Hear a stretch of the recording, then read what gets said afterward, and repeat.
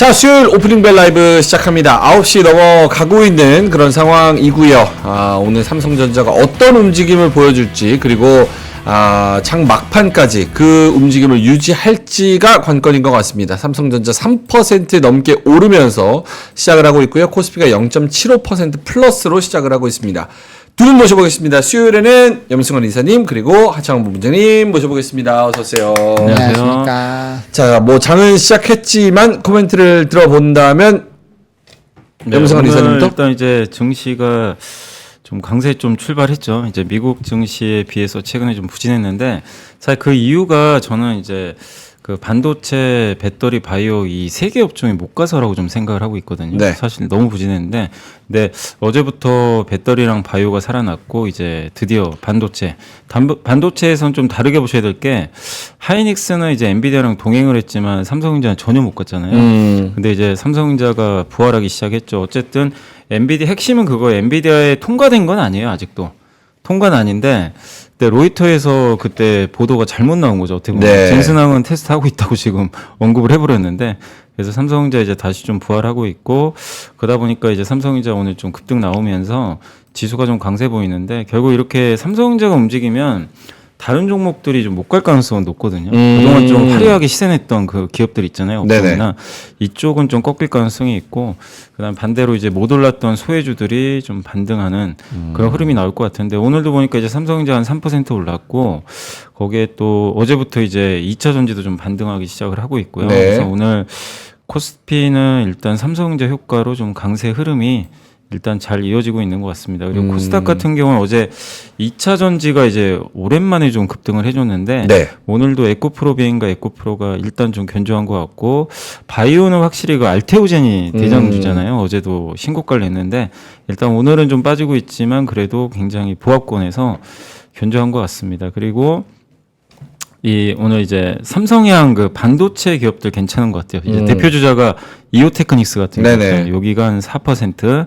어제 그리고 좀 황당했던 게 그 SM 주가가 폭락을 했잖아요. 네. 사실 근데 어제 뭐 이상한 뭐 루머가 돌아가지고 뭐 그래서 이제 회사 측에서는 이제 뭐 소송까지 하겠다.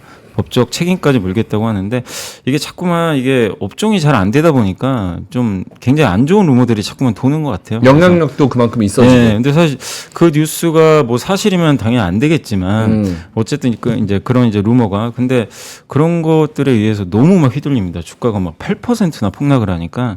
근데 일단 오늘은 좀 다행히 반등하지만 그만큼 좀 이 엔터주들이 위상이 좀 과거처럼 이렇게 강하진 좀 못한 것 같아요, 확실히. 많이 휘둘리는 것 같고.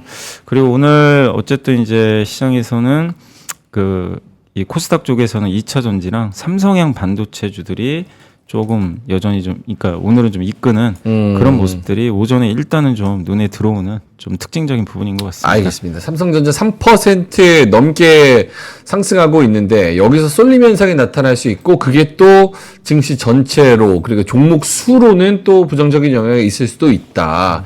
알겠습니다. 우리 본호님은요? 일단은 뭐 시간에서 이미 삼성전자가 좀 좋은 흐름들이 나타나는 것들은 뭐 다들 알고 계셨을 거고, 그다음에 거기에 따라서 야간 선물이 좀 강하게 시작을 했는데, 원래 이런 기준이면 선물이 외국인 선물 매수가 좀 저는 강하게 들어와 줘야 된다라고 보는데, 네. 지금 현재 시점에서는 마이너스 2,600억대를 유지를 하고 있거든요. 만약에 이게 매도세가 조금 더 강해지면 오늘 상승폭이 제약이 될 가능성이 높고요. 그다음에 전강 후 약이 될 수도 있으니까, 그러니까 이게 지금 두 가지 부분에서 좀 혼돈이 되는 것 같아요. 최근에 이제 다우 지수가 굉장히 강할 때 선물이 굉장히 강한 기조를 보였던 것도 있는데, 어쨌든 이번 주에 고용을 봐야 되는 그런 상황이잖아요. 여러 가지 데이터들을 봐야 되는데, 그런 부분에서 만약에 조정이 나온다라고 한다면 일단은 뭐 선물 같은 게 좀 빠르게 영향을 받겠죠. 그래서 그런 부분에서 수급의 변화가 좀 강하게 나타나는 흐름들이 일부 있기 때문에 요 수급에 대한 기조가 좀 상당히 중요하지 않을까라고 보고 있고, 오늘 이 선물의 매수세까지 강해지게 되면서 대형주로 쏠림이 나오면 당연히 이제 전거래일이나 최근에 강한 흐름들이 나왔었던 이런 테마성 종목군들이 좀 강하게 조정이 나올 확률이 있거든요. 네. 그렇기 때문에 그런 부분들에서는 좀 대응을 빠르게 좀 잘 해주셔야 된다 라는 부분으로 보시면 될 것 같고, 같고, 기본적으로 일단 반도체 중심으로 일단 강한 흐름들이 나타나고 있는데,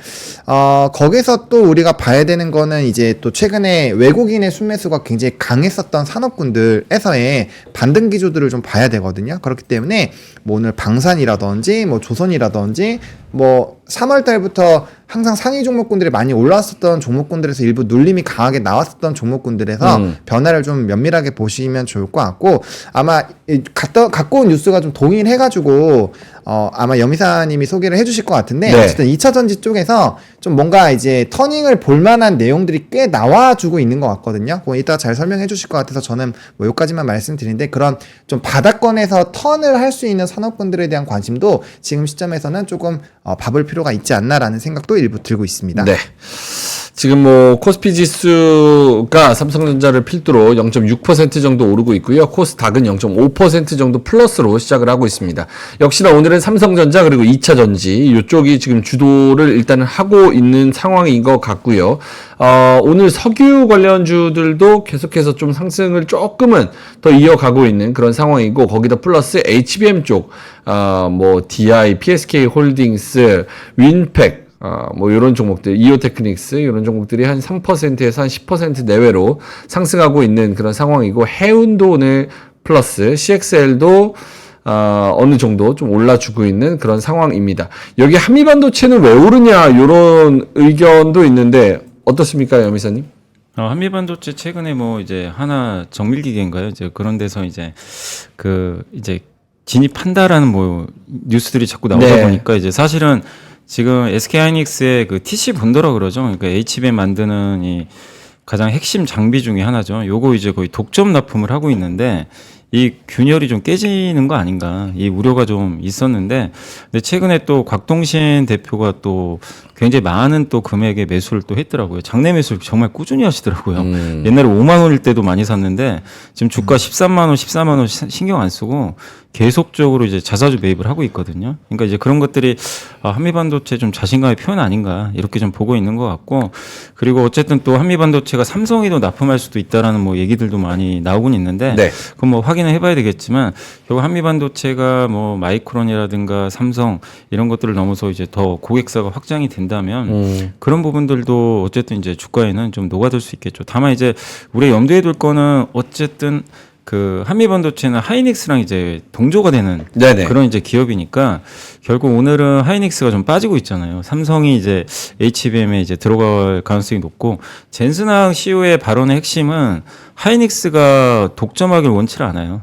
딱 핵심은 마이크론까지 다 들어오길 원해요. 그러니까 으쌰으쌰 해주는 게 좋다는 거예요. 네, 본인 입장에서 당연히 그래야 그렇죠. 싸게 받으니까 뭐 당연히 누가 봐도 뭐 CEO 입장에선 세 개 회사가 동시에 들어가는 게 훨씬 낫죠. 난데 그러다 보니까 이제 하이닉스 입장에서도 독점 구조가 깨질 수도 있잖아요. 그래서 이제 빠지고, 그래서 한미반도체가 좀 오르곤 있지만 상승폭은 크지는 않습니다. 뭐 1% 내외 정도라.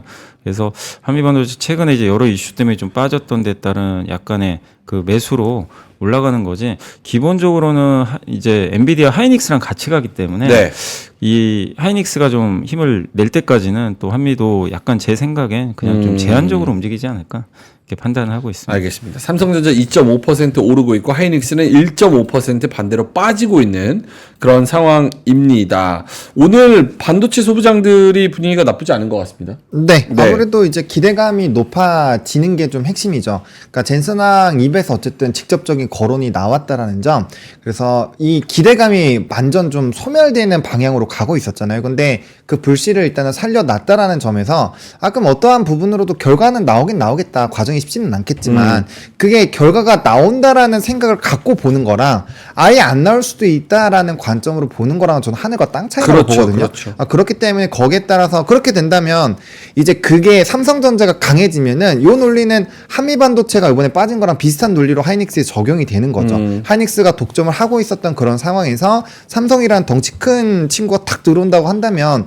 당연히 이제 하이닉스에서도 점유율에 대한 얘기가 나올 수가 있겠죠. 그러면 한미반도체에서의 그런 시나리오로 우리나라 시장 사람들은, 투자자들은 반응을 했기 때문에 반대로 본다면 하이닉스에도 똑같이 적용을 하면은 삼성이 올라가고 하이닉스가 좀 조정이 나오는 그런 그림으로는 생각을 해볼 수 있는 거고, 그러한 관점에서 본다면 HBM 쪽은 계속 갈 거예요. 뭐 그래서 제가 최근에는 좀 강조드렸던 PSK 홀딩스 굉장히 잘 가고 있잖아요. 그래서 그런 종목군들, HBM에서 좀 독보적인 지위를 가지고 있는 종목군들은 결국엔 더 우상향할 확률이 높아진다라고 보고 있고요. 대신 삼성양 쪽에서의 강한 기조는 조금 더 나올 수가 있는데 문제는 이제 삼성 쪽에서 이 결과치에 대한 요즘에 루머가 또 워낙 많으니까 그런 것들을 얼마나 좀 빠르게 확인을 시켜주는지에 따라서 이 기대감이나 이런 심리적인 부분에서 좀 많이 변동이 나오지 않을까라고 생각을 합니다. 근데 저는 기본적으로 반도체 쪽에서 지금 뭐 D램 고정가도 그렇고 낸드 쪽에서도 지금 굉장히 흐름들이 좋아지고 있잖아요. 네. 그리고 수출 데이터 자체도 꺾이지 않고 흐름이 유지가 되고 있는 상황이기 때문에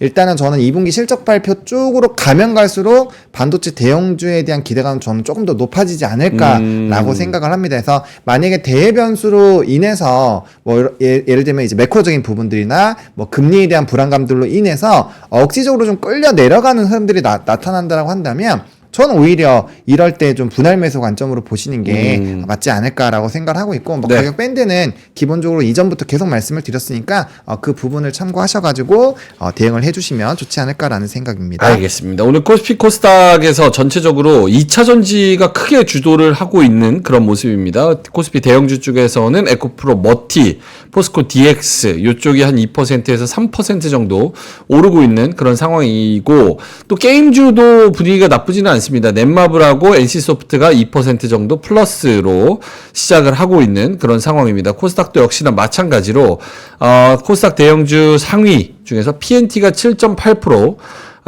그리고 파두가 4.9%, 뭐 대주전자재료가 3.8%, 뭐 이런 식으로 뭐 2차 전지 관련주들이 나쁘지 않은 그런 상황인 것 같습니다. 선익 시스템도 9%. 2차 전지 왜 좋은지 설명을 부탁드린다면요? 이제 자료를 갖고 왔어요. 뭐 자료 한번 볼까요? 오늘 뉴스가 사실 많이 나왔는데 네. 아마 이번에 LG엔솔 기자분들이 아마 갔다 오신 것 같아요. 네. 거기 그 공장에 이제 아마 탐방 갔다 오신 것 같은데 그래서 많은 언론사가 동시다발적으로 LG엔솔 수율 네. 올라갔다. 요 기사가 있었습니다. 그래서 한번 제가 그 기사 중에 이제 하나를 제가 요약을 한번 해왔고요. 네. 이게 이제 동아일보 기사인데요. LG엔솔의 미국 공장 가동 한 달 만에 수율 90%. 그러니까 이게 대단한 건 게 IRA 법안 시행하면서 미국이 공장 짓는데 네. 아시겠지만 이제 이거 인력 채용해가지고 수율 올리는데 사실 시간 많이 걸리거든요. 보통 폴란드 공장이 예전에 1년 걸렸대요. 1년 이상 수율 잡는데. 근데 이제 한 달 만에 90% 수율이면 대단한 거고 이제 그 효과가 결국엔 공정 자동화 있는 것 같아요. 거의 대부분의 공정을 자동화 시켜놨다고 합니다. 그래서 빨리 좀 됐던 것 같고 LG랑 이제 GM 같은 경우는 합작 공장이지 이게 얼티엄 셀즈 이제 50대 50으로 들어가는데 네. 이번이 2공장이고요. 지금 3공장은 지금 미시간주에다 짓고 있어요. 그래서 LG와 GM의 이런 이제 미롤 관계는 계속 이어질 가능성이 높은 상황이고 여기에 이제 장착되는 게 바로 그 캐딜락의 리릭인데 이게 고급형 8천만 원짜리예요. 근데 지난해 미국에서 고급 전기차에서는 1등 했다고 합니다, 이게. 그래요? 네. 그래서 현재 이제 수율도 잘 나오고 또 LG화학이 테네시주에 2조 원 투자해가지고 여기 공급할 이제 양극재 생산 공장도 건설하고 있는데 어쨌든 이제 LG그룹이 이제 GM 효과를, 그러니까 테슬라 효과를 사실 좀 받아야 되는데 네. 지금 테슬라는 좀 부진하거든요, 판매가. 근데 테슬라 빼고는 지금 데이터를 보면 5월 달이 다 괜찮습니다. 전기차 이 판매 데이터가. 그래서 요런 이제 이슈들까지 좀 겹치면서 좀 분위기가 이어지고 있고 또 한 가지 보시면 현대기아차가 이제 이번 주 월요일 날 이제 나왔었지만 네. 5월 전기차 판매가 급증했다라는 아마 뉴스가 해외에서도 이렇게 보도가 됐는데 요 빨간색이 이제 올해거든요. 근데 올해 5월 달 보시면 이게 현대차 이쪽이 기아예요. 그냥 이제 기아 독보적으로 엄청 지금 잘하네요. 엄청나게 지금 판매가 잘 되고 있고 그다음에 현대차 이번 미국 5월 판매가 12% 증가했는데 여기 좀 놀라운 게 아이오닉 5가 무려 82% 증가한 거예요. 그러니까 이게 놀라운 게 보조금을 사실 제대로 못 받는 회사잖아요. 네. 왜냐하면 미국에 지금 전용 공장이 10월에 완공되니까. 네네네. 근데 그런데도 판매가 잘 되고 있다는 건 그러니까 그만큼 현대차 상품성이 좀 굉장히 좋아지고 있다. 이렇게 보시면 좋을 것 같고. 이게 되네? 이럴 수도 있어요. 어디서 그 가게에서 직원이 잘못해서 공 하나를 더 붙였나? 그랬는데 너무 잘 팔려가지고 이게 되네? 이게 되네. 근데 저게 보조금 안 주는데 고급형으로 이게 되네? 그럴 수 있죠. 생각했을 때 그럴 수도 있죠. 이거 이 가격에도 괜찮은데 요 가격 아니었는데 라면서 맞아요. 오히려 잘 팔리고 마진은 높아지는 이런 현상이 또 나타날 수도 있다. 예. 굉장히 잘 팔리고 있다. 예, 그래서 어쨌든 지금 5월달 근데 이게 현대기아만 팔리는 게 아니라 오늘도 이제 많은 언론 보도가 있었지만 GM과 포드도 지금 보면 포드 5월 판매량이 11% 이제 CNBC 보도인데 증가했는데 여기서 지금 PHEV랑 전기차, 요걸로만 한정을 하면 판매량이 65% 증가해서 물론 이제 워낙 절대치가 낮아서 그럴 수도 있어요. 근데 이제 뭐냐면 지금 뭐 배터리 회사들 보면 워낙에 지금 기대감들이 약화됐는데 이렇게 뭔가 반전된 신호들이 나온다면 이건 당연히 좀 주가에 긍정적일 수밖에 없고요. 또 GM의 메리바라 이제 CEO도 북미에서 지금 전기차 판매가 가장 좋은 달이다 5월이 이렇게 실제 언급을 했고 다만 이제 언제든지 수요가 부진하면 또 줄이겠대요. 뭐 그런 언급은 했지만 본인 생각으로는 2024년에 강력한 성장을 전망을 하고 전기차 판매가 지속되는 기록적인 해가 될 것이다. 물론 이제 이건 희망사항일 수도 있어요. CEO의 희망사항일 수도 있지만 일단 5월달 판매가 지금 GM 사상 최고 판매량을 좀 기록을 했기 때문에 결국 그걸 이끄는 게 또 전기차라는 게 또 특징적인 것 같아요. 이번에. 네. 그래서 이런 뉴스들을 종합해 보면 그동안 온갖 악재만 나왔던 이 배터리도 뭔가 회생할 조짐이 나오고 있고 또 최근에 양극재 가격도 실제 올라가고 있거든요. 네. 그래서 이런 걸 종합해 보면 이제 기대감 없는 배터리가 좀 부활할 수 있는 그런 뭔가 계기는 생겼다. 또 거기에 8월 달에 LG엔솔이 4680 배터리 양산 들어가기 시작을 네. 할 거고요. 그래서 그런 걸 종합해 보면 이제 6월에는 한번 2차 전지도 반격하지 않을까. 근데 2차 전지가 살아나면 어쨌든 우리나라 증시의 호재입니다. 이건. 예, 그동안 2차 전지에 못 갔기 때문에 지수가 못 간 것도 사실이거든요. 그래서 어제부터 이제 바이오도 살고 좀 이 배터리까지 살아나고 있기 때문에 결국 우리나라 지수 장세가 좀 나오지 않을까 이렇게 보고 있고 그래서 오늘 시장 보시면 이 그동안 시장 이끌었던 대표가 전력기기랑 전선주들이 오늘 네네. 급락하고 있어요. 네. 이게 결국엔 수급이 이제 이 주도주 쪽에서 이 2차전지 쪽으로 약간 또 옮겨가는 그런 분위기들이 좀 오늘 또 연출되는 게 아닌가 이렇게 좀 생각은 하고 있습니다. LG엔솔, 삼성, SDI, 포스코 퓨처 M, 코스피에서 한 1% 정도 상승하고 있고 에코프로, BM, 에코프로도 한 1% 정도 플러스로 시작을 하고 있습니다. 여기에 연속성이 있다는데 좀 방점을 찍을 수 있어요. 이게 이렇게. 그러니까 이런 거죠. 그냥 빈집털이라고 그러죠. 수급이 이게 망가져가지고 이제 순환매 차원에서 한번 가는 경우가 있어요. 근데 그건 오래 안 가요. 근데 오래 안 이거는 간다. 지금 올라가는 이유가 펀더멘탈로 가는 거잖아요. 그렇죠. 정확한 데이터. 그래서 저는 좀 이번 2차전지 반등은 그냥 아예 또 기술적 반등 나오겠지로 무시할 게 아니라 좀 갈 수 있다. 그리고 뭐 정말 많이 빠졌잖아요. 심지어 뭐 3분의 1 토막 나는 그쵸. 기업들도 많으니까. 근데 이제 저는 이제 중장기적으로 요 말씀 드리고 싶은 게 모든 2차전지가 계속 추세 상승할 것 같지는 않아요. 저는 이제 요즘에 보면 이제 실리콘 음극재 또 LFP 배터리 네네. 그 대표 주자가 사실 PNT랑 대주전자재료거든요. 그쵸. 이쪽에 속해 있는데 그러니까 내년까지 봤을 때 이 기술 변화나 가성비 이 환경에 맞을 수 있는 업체로 좀 압축을 하셔야 돼요. 그러니까 뭐냐면 이제 당분간 2차전지가 다 오를 것 같아요.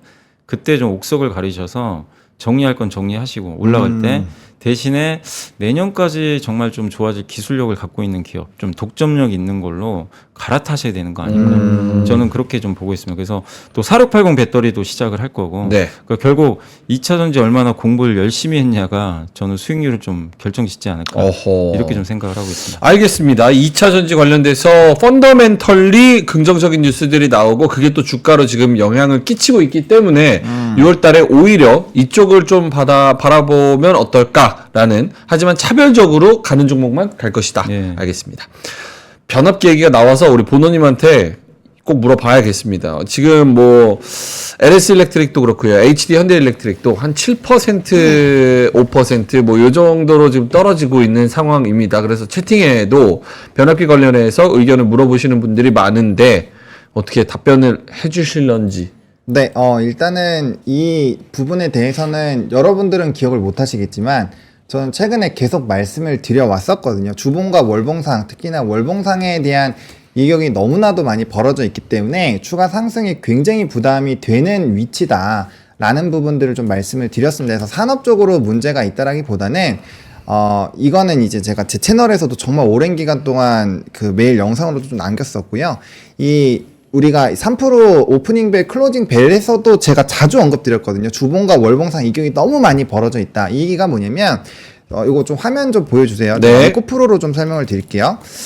이 시간이 별로 없어갖고 제가 항상 차트로는 좀 많이 말씀을 못 드렸는데, 이 화면 좀 보여주시면요. 이 에코프로에서 월봉상 굉장히 좀 가파르게 올랐었던 적이 있습니다. 이건 다른 산업군들, 뭐 차화정이 굉장히 좀 대박적으로 흐름들이 나왔을 때나 뭐 이럴 때도 다 마찬가지인데, 기본적으로 이렇게 월봉상으로 굉장히 큰 폭의 상승이 나왔을 때는 이게 이평선의 기울기라는 게 만들어지잖아요. 근데 그게 그 다음 상승폭들이 이어지지 않으면 빠르게 꺾이게 되거든요.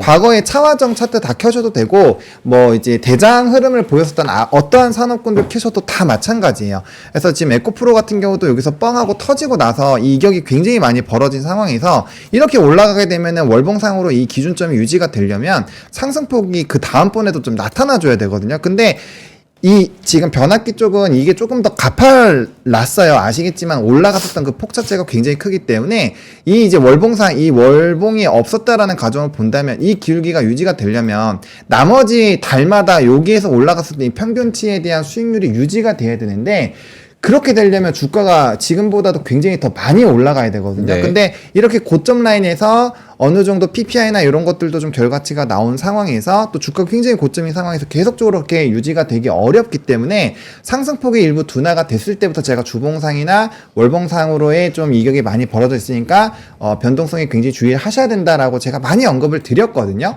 그래서 그거를 계속적으로 언급을 드렸던 부분이고, 그거에 대해서 이제 그냥 가볍게 넘기신 분들 같은 경우는 지금 이런 부분에서는 조금 영향을 받으실 수밖에 없습니다. 지금 상황이 그렇기 때문에.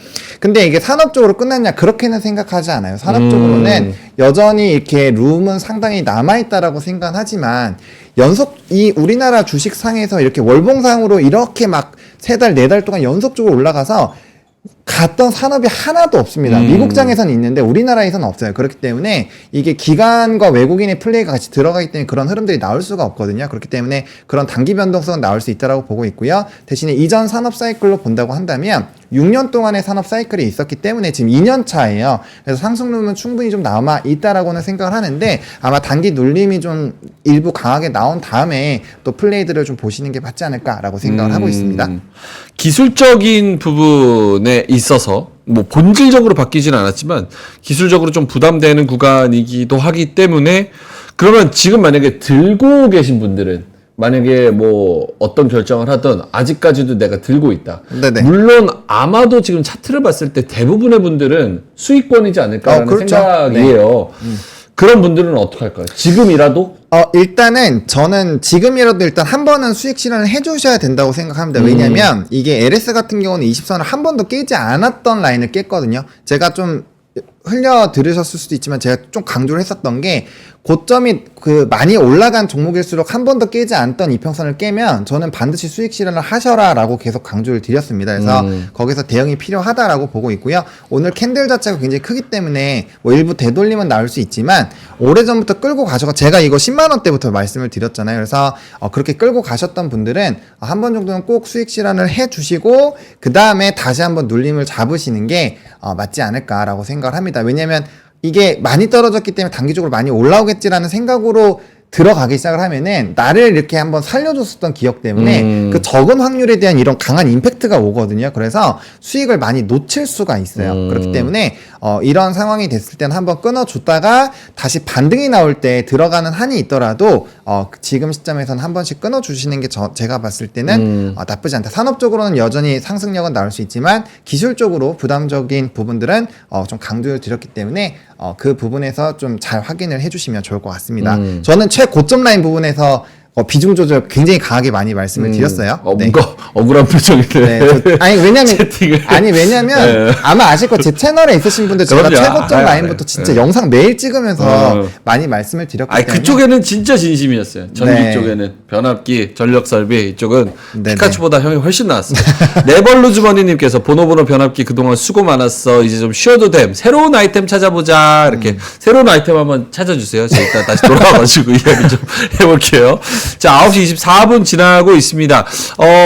일부 코스피가 0.5% 플러스고 삼성전자가 지금 뭐 2.9%. 아까 잠깐 코스피가 한 0.3% 플러스까지도 살짝 그 상승 추세가 이거 동력 또 떨어지나? 이랬던 적이 있었는데 다시 한번 삼성전자가 뭐 3% 가까이 올라주면서 조금 더 힘을 내고 있는 그런 상황입니다. 수급적으로는 어떻습니까? 수급적으로는 예, 오늘 뭐 보니까 아까 이제 말씀하신 대로 선물 매도가 좀 많아요. 외국인. 4천억 예, 정도. 근데 이제 이게 기관 투자에 영향을 주잖아요. 그래서 금융 투자가 한 1,000억 정도를 지금 매도를 하고 있는데 좀 다행스러운 건 뭐냐면 외국인이 아침에 순매도로 좀 출발을 해줬는데 네. 지금 순매수 쪽으로 일단 그 기조가 좀 바뀌면서 지금 외국인들이 다시 좀 들어오고 있고 외국인이 주로 사는 업종이 지금 업종으로 보면 전기전, 그러니까 지금 300억을 사는데 전기전자만 680억 사고 있어요. 그러니까 전기전자에 집중 투자를 하고 있는 거죠. 이건 결국 삼성전자 산다고 보시면 될 것 같아요. 그래서 삼성전자 들어오고 있고, 그리고 아침에 기관 투자들이 전기전자 굉장히 많이 팔았거든요. 매도가 좀 줄고 있어요, 약간. 그래서 이걸 종합하면 결국 오늘 상승이 저는 좀 단발성이 아니라 좀 오후까지 이어질 가능성이 높다. 외국인들이 좀 들어오고 있기 때문에. 그래서 지금 오전보다는 지금 출발보다는 외국인 수급 강도가 점점 세지고 있다. 근데 이게 그 개인 투자분들 중에서 이제 그 종목 장세 즐기시는 분들은 오늘 같은 좀 재미가 없는 거죠. 그렇죠. 왜냐면 이게 특정, 그러니까 바이오나 배터리나 아니면 지금 삼성전자 쏠리면 다른 업종들이 지금 못 갈 가능성이 높거든요. 그러니까 아까 뭐 변압기 얘기도 하셨지만 변압기가 문제가 아니라 이게 시장에 돈은 한정돼 있는데 결국엔 찾아다니거든요. 그쵸. 근데 오늘 보니까 화장품 대장주인 실리콘투도 급락을 해요. 그럼 그 얘기는 뭐죠? 화장품, 변압기, 전선의 대장주들이 오늘 다 빠집니다. 그럼 이 얘기는 시장의 색깔이 좀 잠깐 바뀌는 거죠. 어떻게 보면. 그래서 그거는 어쨌든 이제 그 시장 전체로 봤을 땐 이 대형주 쪽으로 당분간 단기적으로는 좀 쏠림 현상이 또 나올 수도 있다. 이렇게 보셔야 될 것 같아요. 그래서 그런 수급이 일단 오늘 오전장에 일단은 보여지는데, 물론 뭐 또 오후에 또 어떻게 될지 모르지만 그쵸. 일단 현재까지는 지금 대형주에 좀 일부 특정 대형주에 좀 집중되는 수급 현황이 좀 나오고 있는 것 같습니다. 그러니까 돈은 한정적이고 올라갈 수 있는 거에 쇼핑 리스트는 딱 정해져 있고 하다 보니까 한국 화장품 제조, 인그루드랩, 한국 화장품, 실리콘투 한 5%, 네. 4% 요 정도 빠지고 있는 그런 상황에서 전력 설비랑 화장품 그동안 올랐던 거는 조금 빼고 네. 삼성전자처럼 밑에서 혹은 2차 전지처럼 빈집털이 할 수 있는 것들 요런 쪽을 조금 올리는. 그러면 여기서 중요한 질문이 삼성전자 젠슨 황의 발언으로 인해서 결국은 그동안 진짜 얘는 너무 답답하게 못 간다.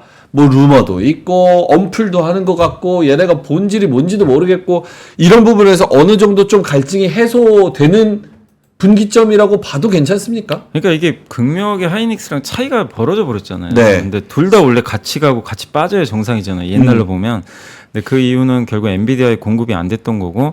근데 이제 시장에서는 그래도 언젠가 공급하겠지란 희망은 있었는데 로이터가 그걸 깨버린 거죠. 네. 실패했다. 그 얘기는 이제 결국 삼성이 뒤늦게 진화를 했지만 시장 안 믿어줬죠. 오히려 로이터 말을 더 믿어버린 것 같아요. 주가가 완전히 밑으로 무너져 버렸는데, 근데 이제 젠슨항은 그건 사실이 아니다. 이미 지금 테스트하고 있고. 근데 우리가 냉정하게 봐야 될 건 삼성전자의 HBM 경쟁력이 어쨌든 우리가 생각했던 것보다 엄청나게 뛰어난 것 같지는 않았던 게 이게 테스트 조건이 가혹하더라도 진작 통과됐어야 되거든요. 근데 그만큼 지금 엔비디아랑 지금 이 맞춰서 테스트를 하고 있는 과정이 생각보다 되게 오래 걸리는 것 같아요. 그래서 아직도 명백한 건, 그러니까 분명한 사실은 젠슨항이 통과됐으면 통과됐다고 했겠죠. 근데 아직도 테스트 중이라고는 했기 때문에 통과까지는 좀 시간이 좀 걸리는 것 같긴 해요. 근데 분명한 건 젠슨항도 어쨌든 통과되면 굳이 안 받을 이유가 이제 없다고 표현을 한 거죠. 그렇죠. 그래서 결국 시간 문제가 됐다 이제는. 근데 주가는 항상 그 기대감을 먼저 선반영하니까, 그래서 당분간은 삼성전자가 이 기대감이 일단 이제 유효하기 때문에 네. 좀 살아 있을 것 같고, 마이크론도 좀 이제 들어갈 가능성이 높은데 마이크론 오늘 주가 빠졌잖아요. 네. 근데 마이크론은 이미 주가가 저기 신고가 다 가 있었기 때문에 삼성과는 좀 차별화된 거죠. 그래서 저는 오히려 이제 3사 중에서 단기적으로는 좀 삼성전자의 좀 수급이 쏠림 현상 나올 것 같고, 그리고 삼성전자의 시간이 좀 다가올 수 있는 게 삼성전자는 AI 비중이 좀 낮은 편이잖아요, 사실. 네. 근데 전통 메모리 반도체 비중이 큰데 어쨌든 하반기에 온디바이스 AI 기기들이 많이 나오거든요. 그러면 그 수요 기반으로 해서 삼성한테도 기회가 좀 올 것 같아요. 그래서 당분간은 좀 삼성전자가 저는 개인적으로 하이닉스보다 좀 더 나은 흐름 보이지 않을까, 이렇게 보고 있고, 그렇게 되면 지수에도 좀 더 긍정적일 수 있다, 이렇게 판단하고 있습니다. 그러면은 삼성전자가 그동안 언플하고 또 반대로 안 좋은 뉴스들, 루머들 막 이렇게 나오는 것들은 어떤 이해관계, 어떤 역학적인 관계에서 그런 이야기들이 나온 걸까? 그러니까 로이터가 바보가 아닌 이상, 로이터가 지금 몇백 년 된 그런 언론사인데 퀄테스트 단독을 딱 이렇게 익스클루시브 이렇게 달고 퀄테스트 실패. 요거를 단 데는 분명히 아니면 소송당해요. 그거 어쩔 수 없잖아요. 언론사는. 그쵸. 네. 정보원이 취재원이 딱 있으니까. 어떤 역학관계로 이런 걸 냈을까라는 생각이 지금도 드는 거예요. 오히려 젠슨 왕이 실패했는데 자기가 실패했다고 해서 얻을 게 없고 오히려 열심히 하고 있다 이렇게 얘기해야 자기한테는 좋은 거니까 누가 과연 뻥을 치는 걸까? 어떤 거를 내가 놓치고 있는 걸까? 이런 생각을 하는데 어때요? 일단은 요즘에 이제 언론에서는 좀 이렇게 거짓 뉴스도 많이 돌아다니니까 일단 잘 구별을 해야 되고 근데 그게 저는 그랬던 것 같아요. 방식 자체가 다른 걸 알고 있으니까 그러면은 좀 안 되겠지 약간 그런 뉘앙스를 일단 얘기를 한 것 같은데 우리가 그래서 그 뉴스가 나오고 나서부터 매일 얘기했었던 게 엔비디아 입장에서 봤을 때 그러한 방향은 그들에게는 긍정적인 게 하나도 없다라는 얘기들로 넘어갔었잖아요. 그래서 이제 우리가 좀 뉴스를 볼 때 그 딱 하나의 그 직관적인 그 단면만 보는 게 아니라 네. 이거를 통해서 이제 생길 수 있는 이런 이해관계들을 다 봐야 된다라는 부분인 거죠. 예를 들어서 우리가 한미반도체와 이제 하나 정밀기가에 대한 이슈가 있을 때도 제가 7가지 한미반도체는 7가지에 대한 주요 공정에서의 매력도가 있고 이 기술력은 단기간에 뚫을 수 없다. 특히나 이제 압력이라든지 이런 부분에서의 이 수율과 연관이 되어 있는 쪽은 진동이나 이런 부분은 단기간에 해결되는 게 아니란 말이에요. 그래서 그런 부분에서 굉장히 강한데 이게 좀 그 부분에서 좀 너무 과하다라는 부분 제가 말씀드렸었고 그다음에 또 하나가 뉴스가 너무 자극적으로 많이 나왔다. 예를 들면은 뭐 2대가 한 대, 뭐 이제 3로 들어가는 건데 3로 들어가는 것처럼 돼 있거나 이런 것도 있잖아요. 그러니까 그런 부분들에서 뉴스를 단면으로만 보면 이게 막 모든 게 다 끝났다라는 식으로 보이겠지만 그거를 잘 한번 돌려서 생각해보면 우리가 가져갈 수 있는 것들이 상당히 있다라는 거죠. 그래서 뉴스를 요즘에는 너무 물론 좀 유명한 기관이더라도 뉴스를 한 번 더 봐야 되고 또 이런 좀 추세적인 흐름들을 같이 보지 않으면 좀 이런 좀 현혹될 수 있다라는 그런 생각들이 많이 들기 때문에 잘 생각하셔야 되고 기본적으로 이 HBM에 대한 흐름이 굉장히 강해지는 국면이잖아요. 그러면 무조건 공급망은 늘어야 돼요. 공급 라인이 늘어날 수밖에 없어. 어떤 산업에서 이렇게 산업이 엄청나게 크고 있는데 한쪽이 다 독점해. 이건 말이 안 되는 얘기예요. 그렇기 때문에 당연히 늘어나는 건 당연한 거고, 이제 근데 그 방향성에 대해서의 이 기업들이나 이런 흐름들에서의 포인트를 잘 잡으실 필요가 있다라고 좀 말씀을 드리고 싶습니다. 염이사님은요? 그러니까 그게 이제 사실 이제 로이터가 어떤 의도로 가지고 썼는지는 모르지만 어쨌든 성공 안 한, 그러니까 또 반대로 생각하면 그 테스트를 통과 못한 건 또 사실이잖아요. 어떻게 보면 아직까지 통과를 못했기 때문에. 근데 다만 그게 이제 우리가 받아들이기는 실패했으니까 이제는 아예 못 들어가나? 이제 이거랑 계속 테스트 중이다. 이거는 또 되게 다른 의미인데, 근데 로이터 그 제목 그 기사 보셨겠지만 이제 실패해서, 그러니까 이제 시장에서는 야 이거 안 되나 보다. 아예.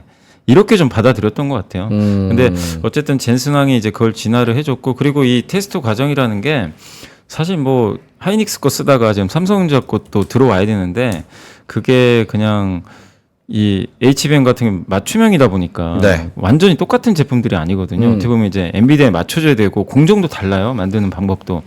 그렇기 때문에 이 테스트 과정이 오래 걸릴 수밖에 없고 그리고 워낙 비싸기 때문에 그냥 함부로 할 수가 없거든요. 그래서 굉장히 오랫동안 좀 테스트를 하고 있는 것 같아요. 정말 가혹하게 제 생각에.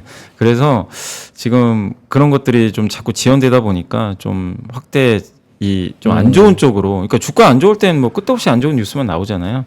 그랬던 것 같고, 그리고 또 로이터가 예전에 아마 기억하시겠지만 그 테슬라의 저가형 모델 2 그거 출시 안 될 것 같다. 네. 그렇게 했더니 바로 그 일론 머스크가 X에다 날렸죠. 로이터 또 거짓말하고 있다고.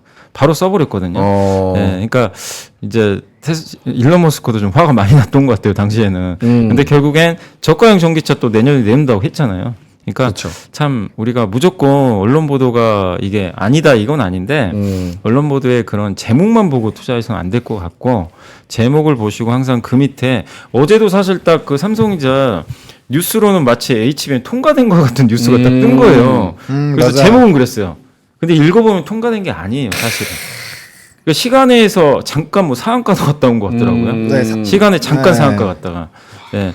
그러니까 제목만 보고 절대 투자하시면 안 되고 그 내용을 정확하게 요약을 하셔가지고 네. 이해를 하셔야지 제목만 보면 이거 우리가 정말 잘못된 또 판단을 할 수가 있거든요. 근데 그걸 좀 한 번 더 여러분들이 유념하셔야 될 것 같아요. 투자하실 때. 속삭이는 악마님께서 로이터 황 사장 둘 다 맞을 수 있다. 현재까지는 테스트 실패했지만 개선해서 지속적으로 테스트 중인 거니까 네, 맞아요. 실패가 아닌 거다. 내가 비로소 포기했을 때 그때 실패인 거지. 네. 아인슈타인인가 뭐 그런 얘기 했잖아. 끝날 때까지 끝난 게 끝날 때까지 끝난 게 아니라 99번 실패하고 100번째 성공하면 나는 그동안 실패한 적 없는 거다. 그렇죠. 약간 그래서 둘 다 맞을 수 있다. 알겠습니다. 자, 수급 한번 보고 가겠습니다. 9시 35분 지나가고 있는데요. 외국인들이 한 530억 정도 사고 있고요. 기관은 오늘도 팝니다. 1200억 정도 마이너스 이렇게 집계가 되고 있습니다. 코스닥에서는 외국인이 400억 팔고 있고요. 기관은 80억 정도 팔고 있는 그런 상황입니다. 외국인들이 뭘 사나 봤더니만 삼성전자만 한 400억 정도 사고 있고요. 나머지 LS, 삼양식품, 두산에너빌리티, 재롱전기 이런 거는 순매수 탑에 올라와 있지만 규모는 한 50억, 40억 요 정도로 집계가 되고 있는 상황입니다. 파는 종목은 SK 하이닉스 171억 정도 팔고 있고요. YC도 174억 정도 팔고 있습니다. HD 현대일렉트릭, DI 그리고 현대차 이렇게 팔고 있는 그런 상황입니다. 눈에 띄는 뉴스나 혹은 지금 얘기하지 않은 업종 눈에 띄는 거 조금 있을까요? 두 분? 하창 본부장님부터? 눈에 띄는 SM 반등?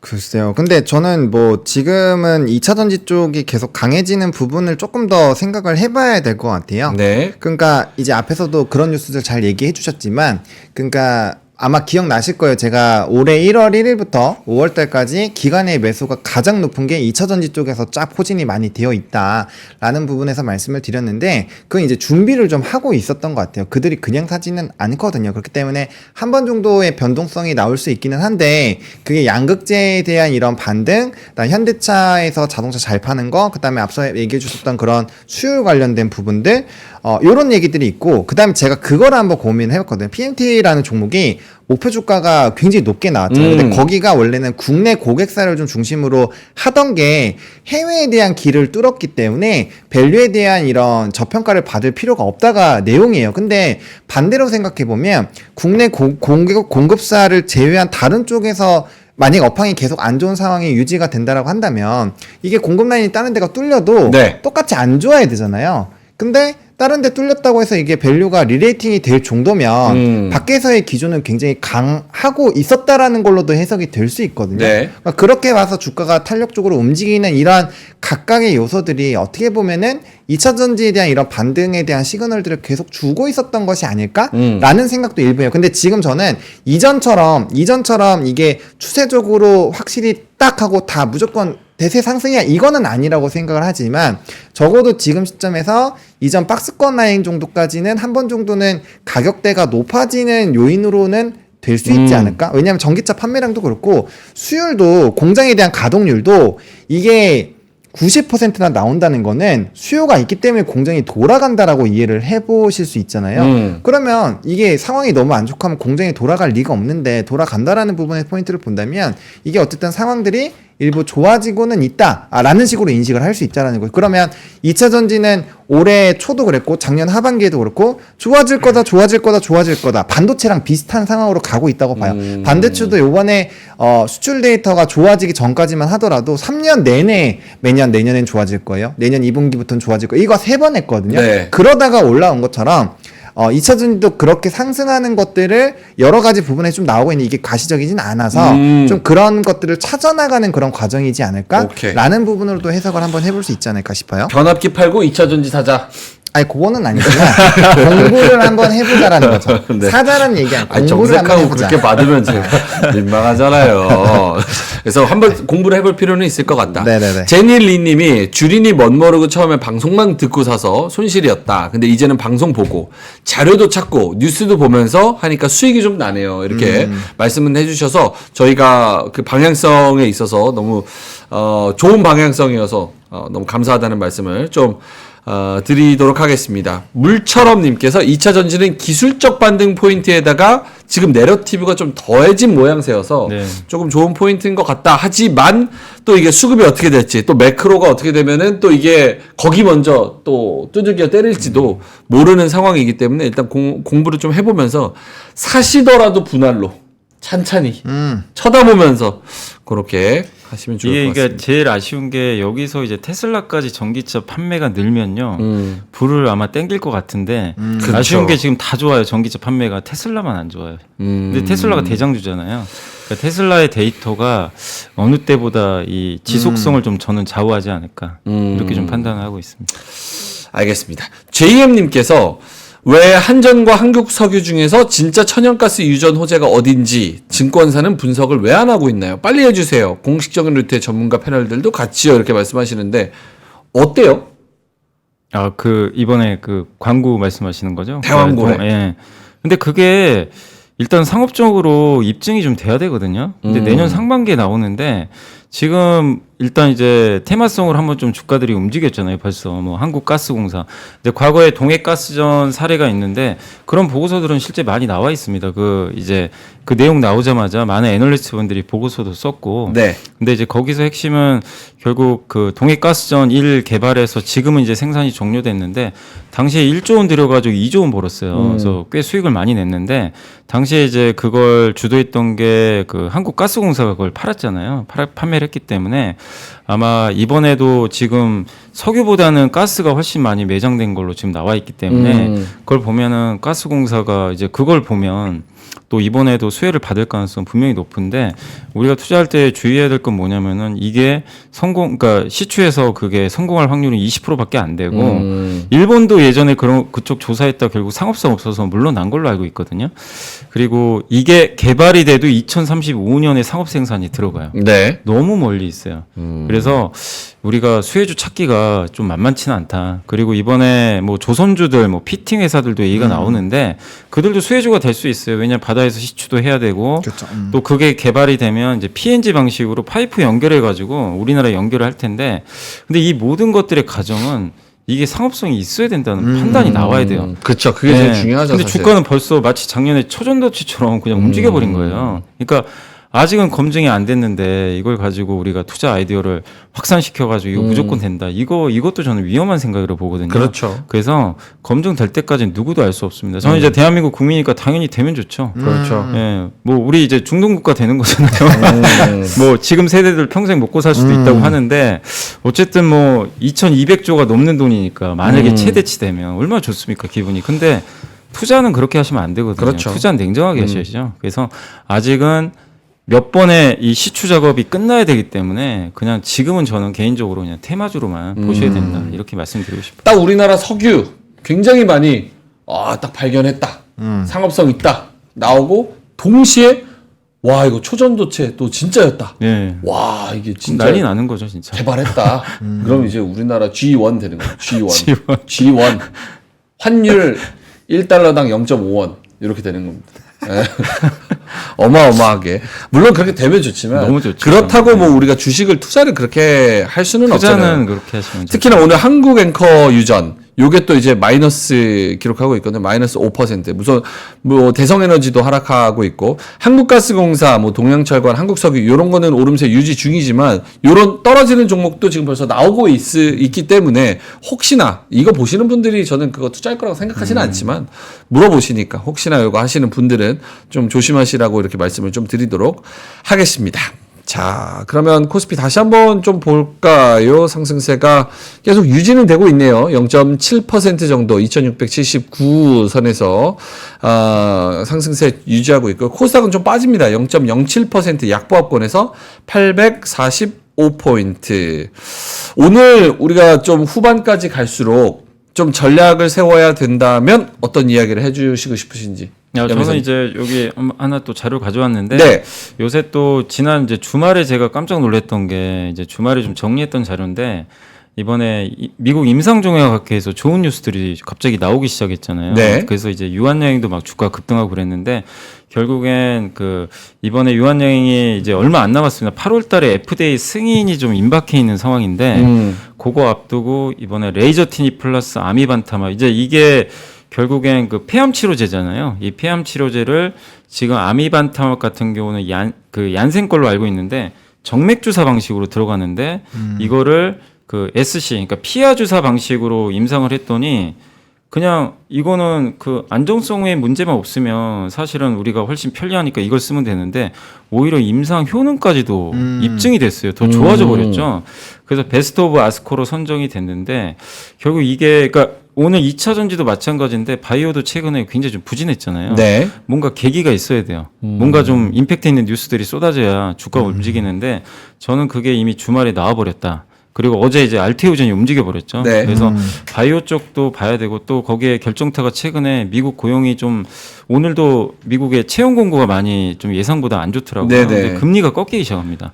거의 유가 꺾이고 유가 꺾이면 금리도 꺾이거든요. 그러면 바이오한테는 되게 분위기가 매크로 환경적으로도 되게 좋아져요. 그래서 이런 분위기를 좀 놓치지 말자 이 말씀 드리고 싶고 결국에 이게 알테오젠의 강점은 요거잖아요. 정맥 주사를 우리가 피부에 넣으면 네. 여기 고분자층이 있어서 이게 못 들어가요. 이 혈관까지 내려가야 되거든요. 네네네. 근데 알테오젠이 하는 게 길 뚫어주는 거잖아요. 여기 내려갈 수 있게. 요걸 해서 이제 머크에도 기술 수출한 거고.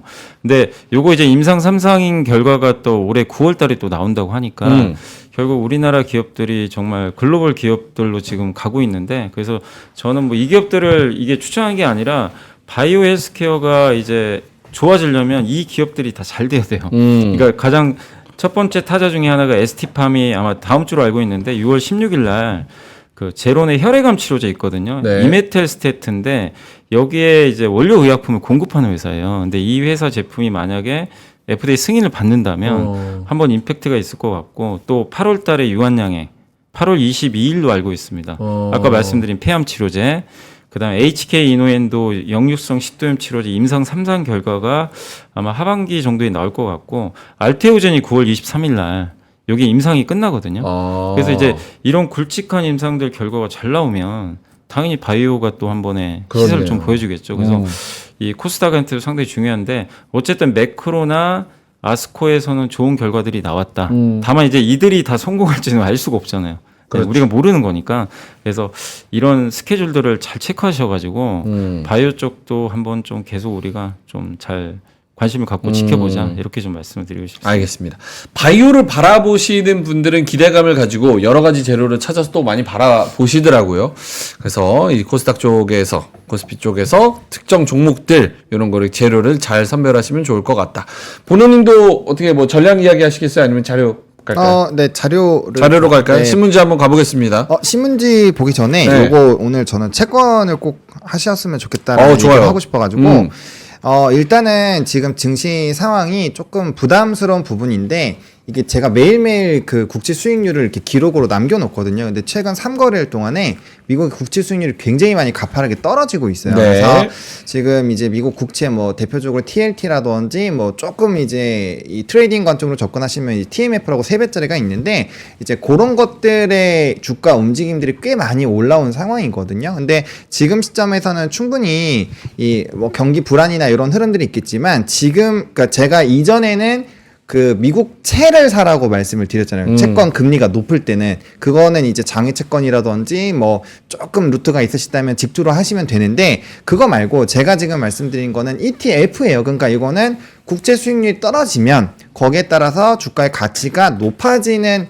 그런 종목군들을 보시자라는 얘기죠. 그래서 이 지금 증시가 단기적으로 좀 변동성이 있고 요거에서 너무 스트레스를 많이 받으신다라고 한다면 우리가 작년 11월부터 지금 5월달까지는 나름대로 좀 지수도 많이 올라오고 흐름들이 상당히 괜찮았잖아요. 그러면 한 두어 달 좀 쉬어가면서 움직임을 천천히 만들어 나갈 수도 있거든요. 네. 이런 좀 변동성에 대해서 너무나도 스트레스를 많이 받으신다라고 한다면 뭐 이제 미국에 있는 ETF 채권이 꽤 많아요. ETF 종목이 제가 아는 것만 10개가 넘기 때문에 그런 것들을 조금 이제 관심 있게 좀 담아 보시는 것도 지금 위치 보시면 굉장히 많이 내려왔거든요. 요게 그 TLT 같은 기준을 보시면 10년 내내 올라가다가 요번에 금리 인상이 엄청나게 되면서 완전 박살이 났어요. 그래서 요게 금리가 다시 떨어지기 시작하면 되돌림이 상당히 나타날 거거든요. 그래서 제가 금리가 높을 때는 아예 채권으로 해서 확정 수익을 받는 쪽으로 말씀을 드렸고, 지금 이제 수익률이 떨어지니까 그쪽은 이제 하지 마시고 이제 채권 ETF로 관심을 좀 가져보시면 좋을 것 같고요. 어쨌든 요거는 이제 원래는 장 포인트로 아까 좀 초반에 말씀을 드리려고 했는데 네네. 요거는 이미 지나가지고 아무튼 채권 ETF 좀 관심을 가지시면 좋을 것 같고요. 네. 그다음에 이제 뉴스 쪽을 볼 건데 뉴스 쪽에서 우리가 좀 봐야 되는 게 좀 상당히 많이 있습니다. 제가 좀 깨작깨작 많이 들어왔는데 일단 요게 별로 관심이 없다라고, 이게 좀 시장에서 영향력이 없다라고 생각을 할 수 있겠지만, 아동 청소년 SNS에서 격리를 한다. 미국과 유럽에서 알고리즘의 칼을 뺐다. 요 뉴스인데 요게 굉장히 이슈가 많이 되고 있죠. 네. 슈카형도 지금 엊그젠가 다뤘던 것 같고. 그래요. 유명하신 분들 많이 다뤘네요. 그래서 네. 저는 이거를 어떻게 생각을 하고 있냐면, 이게 사실 우리 쪽에서 뭐 화장품도 그렇고 SNS를 기반으로 요즘에는 광고나 이런 소통이 굉장히 많이 되고 있어요.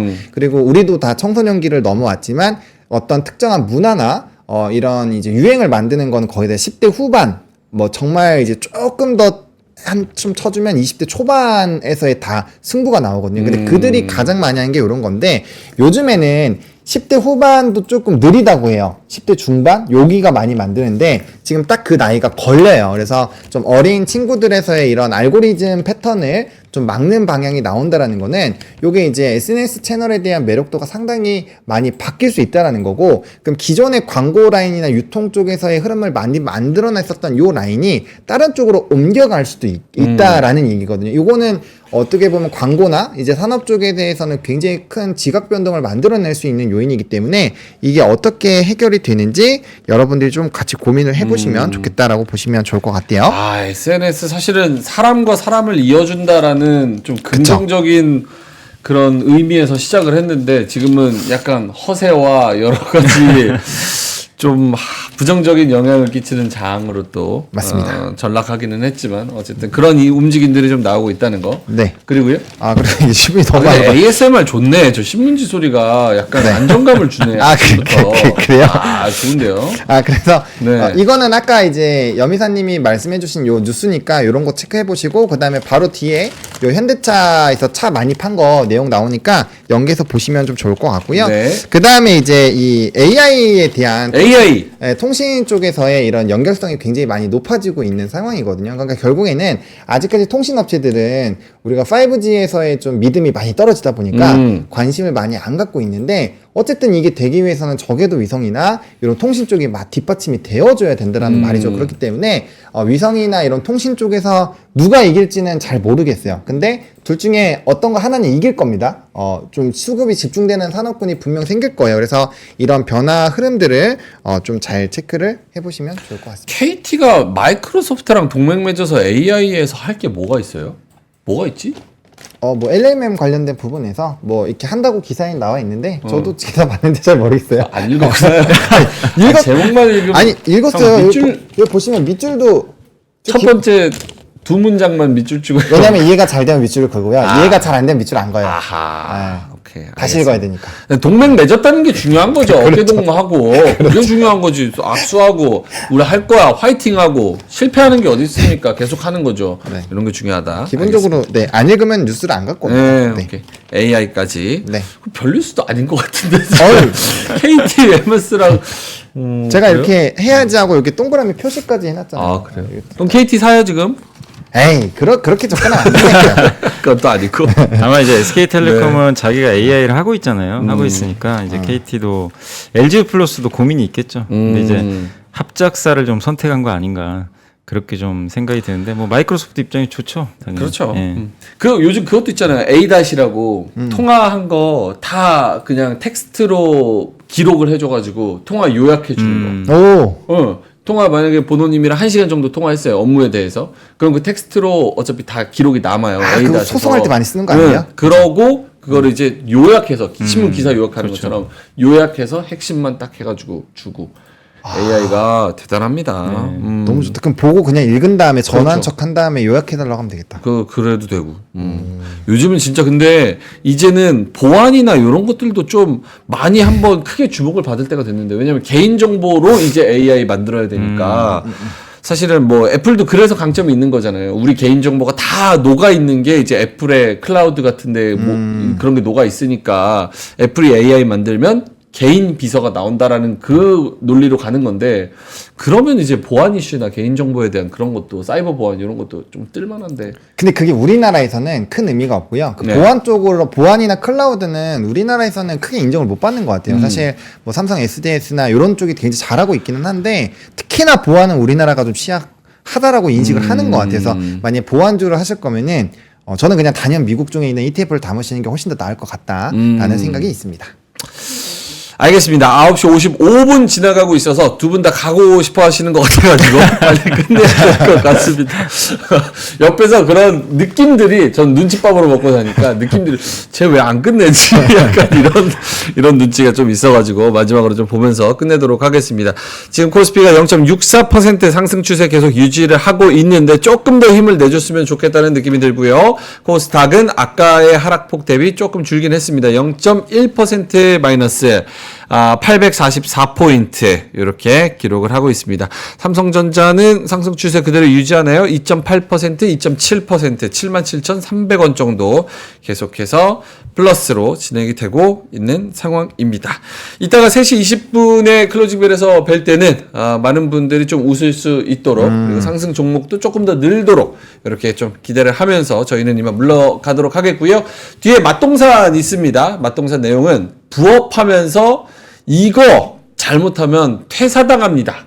그러니까 부업을 하면서 이것도 하고 저것도 하고 하는데 본업에서 요거 잘못하면 퇴사당한다는 그 포인트 노하우를 알려드린다고 하니까 제네시스 박님의 그런 내용도 잘 들어주시면 좋을 것 같습니다. 제가 이게 아까 하나 했어야 되는데 이거 네네네. 하나 안 하고 하시죠. 네. 마지막 페이지. 끝내려고.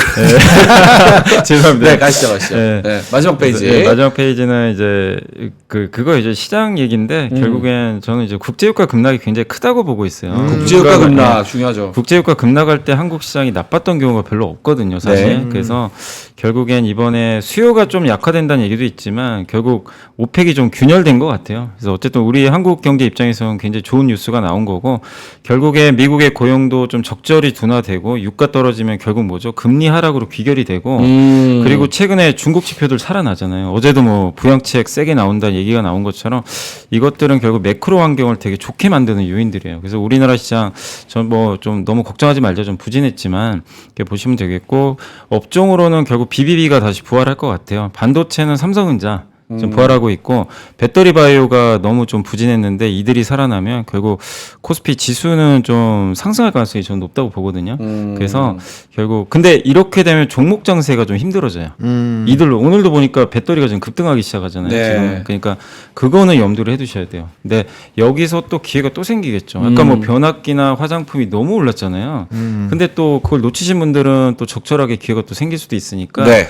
이런 장세 변화에서 내가 어떻게 대응할지 한번 잘 또 고민을. 그러니까 지금은 기존 장세가 약간 지금 뭔가 변하는 변곡점 같아요, 약간. 그래서 그거를 좀 잘 염두에 두셔야 될 것 해야 같습니다. 된다. 네. 알겠습니다. 자, 그러면은 이영애님께서 굿 최고의 아침 방송이었습니다. 이렇게 칭찬을 해주셨고, 수박님이 대기업의 힘인가 자료 준비가 좋네. 이렇게. 아니요, 대기업이 아니라 제가 집에서 다 만듭니다. 와. 집에서 다 만들어 와요. 뒤에 그 얘기였거든요. 이사님이신데 밑에 직원이 준비해주나? 이렇게 아니, 저는 저 혼자 다 써주셨는데, 합니다. 제가 직접 다 합니다. 실제로 제가 만나 뵙는 분들 중에 너무 좋은 분들, 그리고 롱런 하는 분들은 자료를 다 본인이 직접 만드세요. 실제로 누가 만들어줘서 그렇게 한다는 거는 오래 못 갑니다. 그래서 우리 이사님도 다 하나하나 한 땀 한 땀 수작업으로 집에서 다 만드신다는 거. 알겠습니다. 수요일은 또 이렇게 요런 케미도 저는 굉장히 좋은 것 같습니다. 자, 그럼 저희는 이만 물러가도록 하겠고요. 맛동산도 많은 시청 부탁드립니다. 그리고 이따가 마감까지 화이팅 하시고요. 수익 많이 내시고 이따가 클로징벨에서 뵙도록 하겠습니다. 오늘도 끝까지 함께 해주셔서 대단히 고맙습니다. 감사합니다. 박근영, 이선영, 사경인, 염승환 투자 마스터들의 세심한 케어로 건강한 투자 습관을 만드세요. 3프로 멤버십 3프로 앱에서 확인하세요.